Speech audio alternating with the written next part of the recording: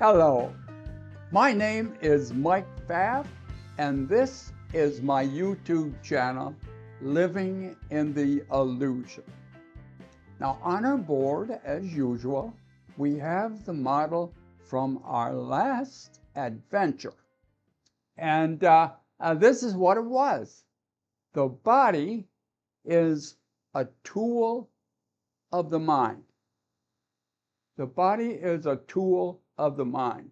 And we started off in the center here, where we have the mind and the body entangled into one system. And this mind-body connection is the transition point between quantum state of the mind and classic state of the body within the egoic world. And so within this relationship here of mind-body, mind is the learner because it is an extension of consciousness. Body is the learning device because it interfaces with the egoic world and gathers information. Now, the body itself does not know what's going on out here until the mind tells it. Why is that? Well, the senses pick up information, but the senses pass that information to the mind for interpretation. So the experience of what's going on out here is within the quantum state.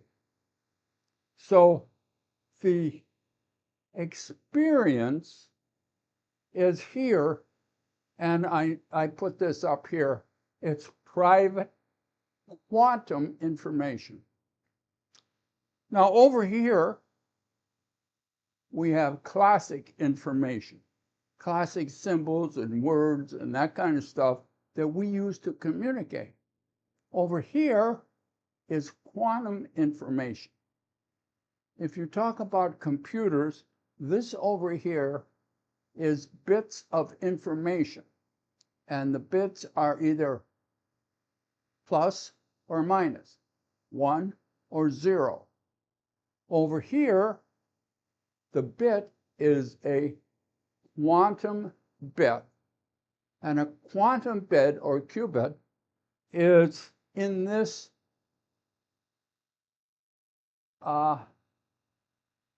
information, this private quantum information, and the two don't relate.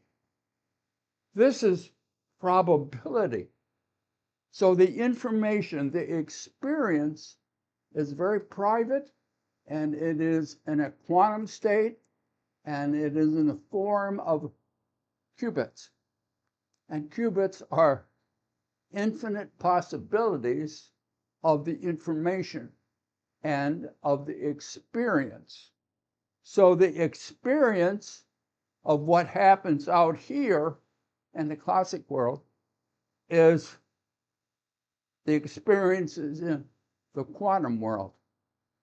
And what else is there within the quantum world, which are fields of information, is the quality or the qualia of your life.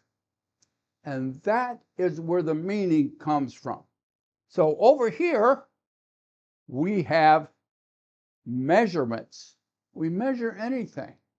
We can measure anything over here.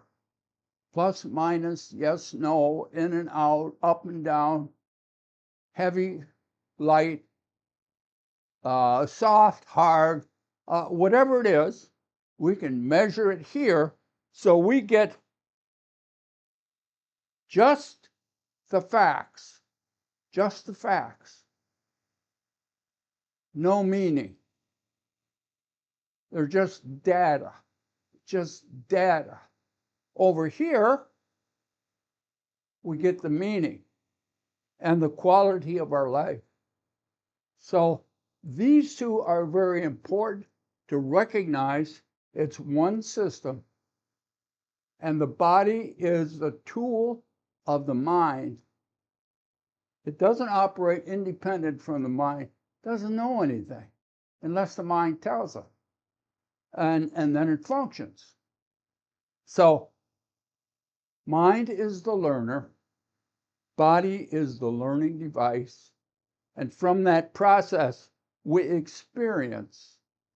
And in the experience is the quality of our life and its meaning. So that's kind of what we talked about last time. And now it's time to look at another topic. Now, and this is our topic for today. And let me read it off my little paper. Powerful. The illusion of choice in the egoic world. The illusion of choice in the egoic world. So I'm stressing a couple things here. Choice, we're talking about free will choice. The illusion of free will choice in the illusion. No, in the egoic world, which is the illusion. So it's only talking about what's in the illusion. Now, right away, since we're talking about free will, we need to have a definition. And there's a lot of definitions for free will. And if you start looking, you might get a little crazy. So what I did is went to AI and asked AI, what does it mean to have free will? And this is what AI came up with. AI overview. Free will generally refers to the capacity of an individual to make choices and act independently without being predetermined or controlled by external forces. So that's the definition that we are going to use. And that's what it is up here. Free will without being predetermined or controlled by external forces. That's the one we're going to use for this video. Now, let's expand what we're going to talk about. This is what we're going to talk about. And here we have two approaches. We're going to look at it two different ways. And the first way is, that's why this is the mind-body entangled connection. Mind-body connection. That's why I wanted you to kind of look at the last video. But here's what it is. The last video, body is a tool of the quantum mind. That's it. In that situation, the conscious mind, which is associated with the body, is part of the tool. It does not operate independently without the input from the quantum mind. Mind is the learner, and the body is the learning device. Exactly what we talked about in the last video. Now here's something that we've talked about before, but I'm bringing it up again because it's so easy to forget, as it just slips. right by your filter system and you don't recognize it. Up to 95% of your decisions are made by the subconscious mind. 95%, up to 95%, are made by the subconscious mind, and maybe more. Very scientific. So, again, this is what AI said about it. Where do I have it? Here it is. AI overview. Yes, it's often stated that up to 95% of decisions are made by the subconscious mind. And they're made sometimes way before your conscious mind in the body is aware of it. So if we add up all these kind of facts related to the mind-body connection, we come up with a conclusion. The conscious mind does not make free will decisions. It's either directed by the quantum mind, or it's done in the subconscious mind. Quantum mind and subconscious mind are tied together. Now, that's one approach to looking at free will choices, and basically on this side, through the mind-body connection, conscious mind doesn't make decisions. Now let's look at over here. This is a little different approach. The interconnection, the interconnectedness of the one mind of consciousness. Recognizing consciousness is fundamental. And it is the one mind or the one field of everything. And so consciousness is the one mind or field of everything. Within the one field are infinite fields. You got the big field, and then you have a bunch of other fields inside of it. Can you see the fields? No, you can't see the fields. Even fields here in the egoic world, you can't see them. Like radio waves, microwaves, all